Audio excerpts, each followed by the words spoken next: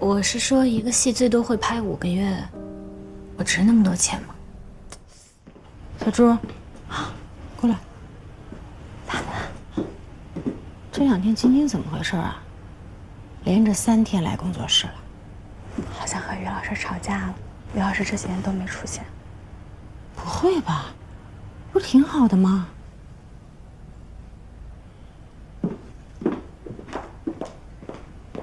晶晶啊，告诉你个好消息，李导那边的合约返回来了，条件还不错。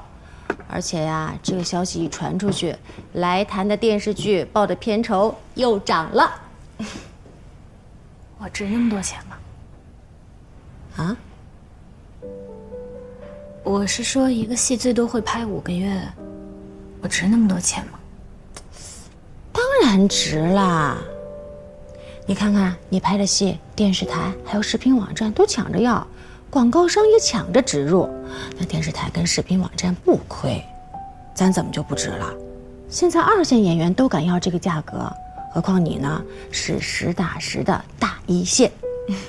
我不是跟他们比，那你跟谁比啊？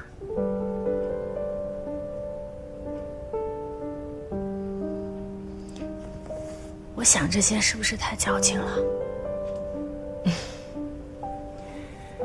哎呀，其实也不是矫情不矫情的事情。你想的这个问题我也想过，但是你看看，现在市场就是这样，你不拿，别人也会去拿。而且啊，你不拿这个钱，你拍的片子，片方也会按这个价格卖，那差额去哪儿了？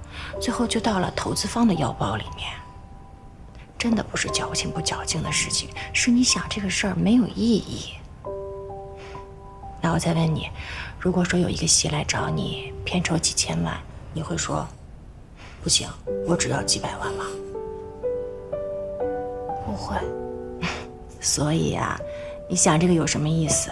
我们就做好自己的，好好拍戏，别出幺蛾子，对得起人家的作品，对得起人家的钱，把我们该做的慈善实打实的做好了，这就可以了。你看看你干嘛呀，愁眉苦脸的啊？怎么忽然间想到这个了？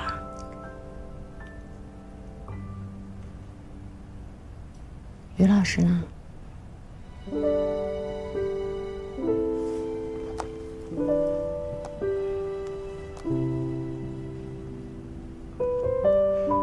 那行吧，那我先走了啊。开心点儿。走了啊，有事给我打电话。